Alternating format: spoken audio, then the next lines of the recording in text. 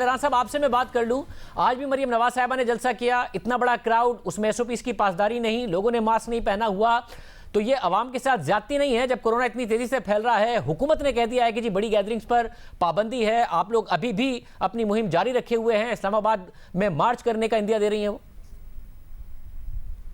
हुकूमत ने गलत फ़ैसला किया है और अब ये बात पूरी दुनिया में बिलअमूम और हमने बिलखसूस जो है ये तय कर ली है और हुकूमत इस बात के ऊपर कायम भी है कि निज़ाम ज़िंदगी को जो है अब कोरोना वबा की वजह से मुअत्तल नहीं किया जाएगा। और इस वक्त पूरा निज़ाम ज़िंदगी जो है वो पूरी तरह से जो है वो चल रहा है। हाँ, इसमें एसओपीज़ के ऊपर अमल होना चाहिए, ज़्यादा से ज़्यादा जो है अमल होना चाहिए। हुकूमत को इसको जो है वो फैसिलिटेट करना चाहिए। हुकूमत क्यों नहीं मास्क जो है वो मुफ्त लोगों में तकसीम करती, सैनिटाइज़र जो है वो मुफ्त तकसीम करती।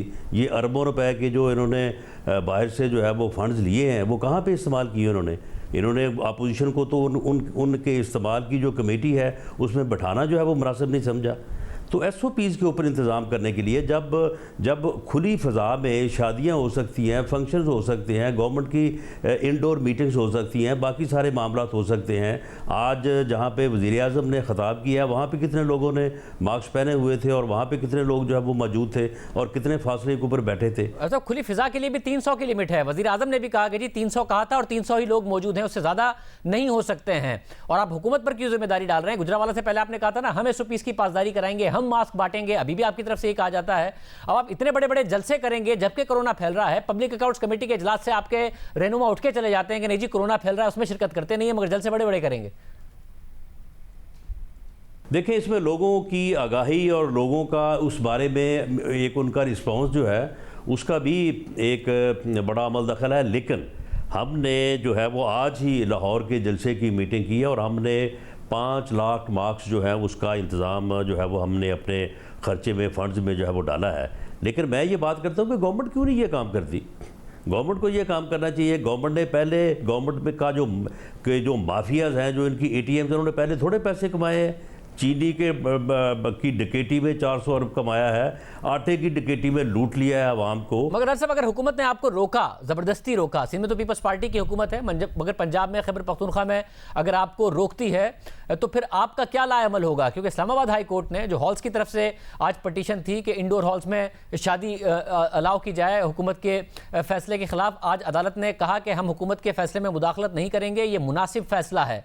इतना तेज़ी से कोरोना फैल रहा है, अगर हुकूमत ने आप पर पाबंदी लाई गई, आप अदालत गए तो वहां से भी आपको रिलीफ मिलने का चांस नहीं है, अब आप क्या करेंगे? शाहजेब, हम समझते हैं कि हुकूमत का ये इकदाम जो है ये बदनीति पे मबनी होगा। हम ये समझते हैं कि गवर्नमेंट ने जो ये मंत्रा शुरू किया हुआ है पिछले तकरीबन 2 हफ्तों से, इसका सिर्फ़ और सिर्फ मकसद जो है वो पीडीएम की तहरीक को जो है वो नुकसान पहुँचाना है और इसको जो है वो सबोताज करना है। हम उसको पूरी ताकत के साथ जो है वो रजिस्ट करेंगे। मगर आपको लगता है अवाम की तरफ से भी इस फैलते हुए कोरोना में वो रिस्पांस आपके लिए आएगा? जब हुकूमत कह रही है कि मुआशी नंबर्स बेहतर होना शुरू हो गए हैं, गंदम आ रही है, चीनी दरामद कर ली है, इनकी जो कीमतें हैं वो कम होना शुरू हो जाएंगी, तो फिर फैलते हुए कोरोना में और सर्दी में अवाम आपके लिए निकलेंगे अगर ये सब हो गया? ये जो सारा कुछ आपने कहा कि ये आ गई, वो आ गई, अगर ये आ जाए, वो आ जाए, तो फिर तो सारे मसले ना हल हो जाएं। मामला ये है कि जिस आदमी को 30 रुपए किलो आटा जो है ना वो 80 रुपए किलो मिल रहा है, जिस आदमी को चीनी जो है ना वो 53 रुपए किलो की जो है वो 115 रुपए में मिल रही है, जिस आदमी को जो है ना हर सब्ज़ी जो है वो 10 गुना कीमत में मिल रही है, जिस आदमी को अपने बूढ़े माँ बाप की दवाई जो है ना वो 6 गुना कीमत में मिल रही है, वो मरने मारने को तैयार है। वो कोरोना से जो है ना उसे खौफ कम है, उसे इस भूख से खौफ जो है वो ज़्यादा है। जिसके बच्चों को जो है वो 2 वक्त की रोटी मिलनी मुश्किल है, जो अपने बच्चों की फ़ीस अदा नहीं कर सकता, जो महीने का बिल अदा नहीं कर सकता। पिछले आप मुझे बताएं कि 1 साल से चीनी डकैती हो रही है, मेडिसिन डकैती हो रही है, आटा डकैती हो रही है, हर तरफ महंगाई है, पेट्रोल डकैती बीच में हुई है और लोगों की जेबों से सिर्फ बिजली और जो है ये गैस, आटा और चीनी उतनी ही मिकदार में लोगों ने खर्च किया है, लेकिन 2,500 अरब रुपया लोगों की जेबों से ज़्यादा जो है वो निकाला गया है। लोगों को गरीब किया गया है, लोगों को बदहाल किया गया है। तो इस सूरत हाल में आप मुझे ये बताएं कि फिर लोग क्यों नहीं निकलेंगे और क्यों जो है वो पीडीएम को इसके ऊपर जो है वो रजिस्ट नहीं करना चाहिए। बहुत शुक्रिया नासर साहब हमारे साथ मौजूद थे। शिबली फराज साहब वफाकी वजीर इत्तलात हमारे साथ मौजूद हैं। शिबली साहब बहुत शुक्रिया। शिबली साहब, पाबंदी एनसीसी एनसीओसी की तरफ से लगा दी गई है मगर ऑपोजिशन मानने को तैयार नहीं है। वो कह रहे हैं हम रेजिस्ट करेंगे, अपने जो जलसे हैं उनका सिलसिला जारी रखेंगे। हुकूमत कैसे इन्फोर्स करेगी? क्या दफा 144 लगाएंगे, जबरदस्ती मेक श्योर करेंगे कि जलसे ना हो, क्या करेंगे? देखें, पहली बात तो ये कि मैं ये कहूँगा कि अभी मैं थोड़ी सी गुफ्तगू मैंने सुनी, ये ज़हनी तौर पे माऊफ लोग हैं, ये वो बेरोज़गार लोग हैं जिनका कि मकसद है सिर्फ मुल्क में अफरा तफरी फैलाना। जिन बातों का जिक्र ये कर रहे हैं वो सारे उसकी वजह ये खुद है। अब अगर हुकूमत चाहती है कि अगर लोगों को उनके रोज़गार को भी बचाया जाए और उनकी जान को भी बचाया जाए, जो स्ट्रेटेजी हमने पहले की थी उसी पे हम अमल पैरा होंगे, जिसमें कि हर वो एक्टिविटी जो कि इकोनॉमिक एक्टिविटी हो वो अलाउड होगी, और जो एक्टिविटी जो कि इकोनॉमिक एक्टिविटी नहीं जनरेट करती उस पर पाबंदी होगी। क्योंकि देखें, हमारे हुकूमत की एक रिस्पॉन्सिबिलिटी होती है, उसके पास एक मैंडेट होता है और उसका काम है कि वो अपने अवाम की जान और माल की हिफाजत करे। तो साहब अब यकीनी कैसे बनाएंगे? अगर ये लोग नहीं मानेंगे तो आप क्या करेंगे? अगर ये लोग नहीं मानते और कहते हैं कि हम तो करेंगे। पहली बात तो ये कि हम इनको अवाम के सामने एक्सपोज करेंगे कि ये कर नहीं सकते हैं कि आपको इज्तिमाई खुदकुशी किस लिए, कि सिर्फ इनकी जो चोरी है उसको बचाने के लिए ये सारा नाटक रचा रहे हैं। ये कोई तरीका है?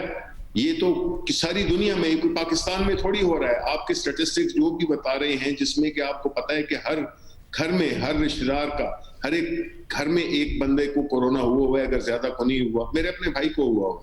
तो ऐसी उसमें तो एक बिल्कुल एक लोगों को इज्तिमाई खुदकुशी पे मजबूर करना है, जिसकी इजाजत जाहिर है कि हम हुकूमत नहीं देगी। मगर शिबली साहब एक मसला यह है कि जब शादी हॉल्स पिटीशन लेके गए तो वहां पर इस्लामाबाद हाई कोर्ट ने भी ये ऑब्जर्वेशन दिया कि हुकूमत खुद जिम्मेदारी नहीं दिखा रही है। पहले आप लोगों ने जब ये गुजरावाला में जलसा कर रहे थे आपने कहा कोरोना फैल रहा है, उसके बाद सवात में वजीर आजम ने जलसा किया, हाफिजाबाद में वजीर आजम ने जलसा किया, फिर आपकी काबीना ने फैसला किया कि अब हम नहीं करेंगे। मगर उसके बावजूद गिलगित बल्तिस्तान में आखिर तक आप लोगों ने कैंपेन की, जुल्फी बुखारी साहब, मुराद सईद साहब, गंडापुर साहब वहां पर मौजूद रहे, तो आप लोगों ने भी अपना पूरा किया है। उनको मना करते रहे मगर करते रहे, अदालत ने भी ऑब्जर्वेशन दिया।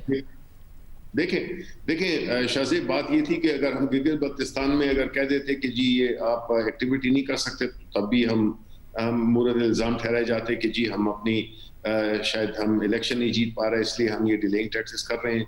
Fact of the matter is कि जी ये कोई सियासी बात है नहीं, ये एक फैक्चुअल बात है जिसमें कि हमने देखा है कि दुनिया के दीगर ममालिक में लॉकडाउन, मुकम्मल लॉकडाउन हो गए हैं और बाज़ जगहों पे कर्फ्यू भी लग गया है। ये कोई ऐसी चीज तो नहीं है। आप अस्पतालों का डेटा देखें, आप अगर आम ये सारे फैक्ट्स आप ठीक कह रहे हैं, ये सारा डेटा भी आप ठीक कह रहे हैं, इसमें कोई शक नहीं है। मगर गुजरावाला के जलसे में जब आप उनको ताना दे रहे थे, उसके बाद सवात और हाफिजाबाद में वजीर आजम ने किया, वो तो गिलगित बल्तिस्तान का हिस्सा नहीं था, पर क्रेडिट ले रही थी तहरीक इंसाफ के अवाम ने कॉन्फिडेंस दे के दिखा दिया कितना बड़ा जलसा था। आप तो बड़े जलसा क्लेम कर रहे थे उसके बाद। नहीं, देखें बात यह शाहजेब कि ये इस वक्त इसमें हफ्तों में क्या दिनों में सिचुएशन चेंज हो रही है। अभी जो रिसेंट हुआ है 2-4 दिन से, एक हफ्ते से जो सिचुएशन बढ़ी है, तो उससे हमने अपने इजलास में ये तय कर लिया था पिछले कैबिनेट इजलास में कि हम अपना रशाकई का जलसा, जो कि हमारा खैबर पख्तूनख्वा जो कि हमारा स्ट्रॉन्ग होल्ड है, मतलब है वो तो कोई इशू ही नहीं है हमारे लिए जलसा करना, हमने वो पोस्टपोन कर दिया। बावजूद हमारी जो लोकल लीडरशिप थी वो चाहते थे कि ये जलसा हो, लेकिन प्राइम मिनिस्टर ने कहा कि ये जलसा नहीं होगा, इसको पोस्टपोन कर दिया है। तो देखिए वक्त के साथ साथ हमारी जो डिसीजन है उसमें चेंज आ रही है, इसलिए कि जो फैक्ट्स फिगर सामने आ रहे हैं उसके मुताबिक हम हिकमत अमली अपनी तरतीब दे रहे हैं। और आपको मालूम है कि जो हिकमत अमली हमने पहली लहर में अपनाई, सारी दुनिया ने उसकी पजीराई की, सारी दुनिया ने उसकी तारीफ की। तो शिबली साहब अब क्या होगा? दफा 144 लगाएंगे, लॉ इन्फोर्समेंट को इस्तेमाल करेंगे, क्योंकि खैबर पख्तूनख्वा और पंजाब में जो इनके जलसे उनको किस तरह रोकेंगे, क्या करेंगे? देखें, पहली बात तो ये है कि हर वो कानूनी स्टेप हम इस्तेमाल करेंगे। हम इनके साथ क्या उधर पार्लियामेंट में भी कमेटी जो बनी हुई है जिसमें कि सीनियर लीडरशिप है हर पार्टी की, उसमें भी हम ये फैसला करेंगे कि जी देखें ये चीज सियासत अपनी जगह पर, उसके लिए एक टाइम होता है। ये एक ऐसी वबा है जो कि ये नहीं देखती है कि ये पीटीआई का है या ये पीएमएलएन का है या ये पीपल्स पार्टी का है। इसमें हमें एज अ कौम भी और आपने भी एज मीडिया ने भी ये तलकीन करनी है और ये कैंपेन चलाना है आपने भी, क्योंकि आपकी मदद के बगैर हो नहीं सकता।